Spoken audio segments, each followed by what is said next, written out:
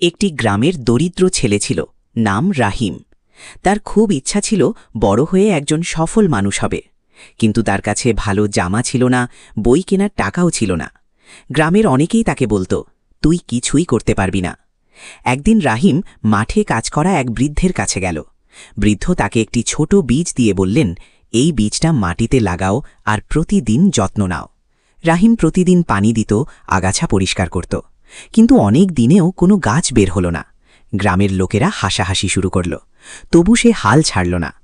কয়েক মাস পরে ছোট্ট একটি চারা গাছ বের হল। কয়েক বছর পর সেই গাছ বিশাল আম গাছে পরিণত হল। সবাই অবাক হয়ে গেল। তখন বৃদ্ধ বললেন, সফলতাও এই গাছের মতো, ধৈর্য, পরিশ্রম আর বিশ্বাস থাকলে একদিন ফল অবশ্যই মিলবে। শিক্ষা: কখনো নিজেকে ছোট ভাববে না। ধৈর্য ও পরিশ্রম মানুষকে সফল করে। অন্যের কথা শুনে স্বপ্ন ছেড়ে দেওয়া উচিত নয়।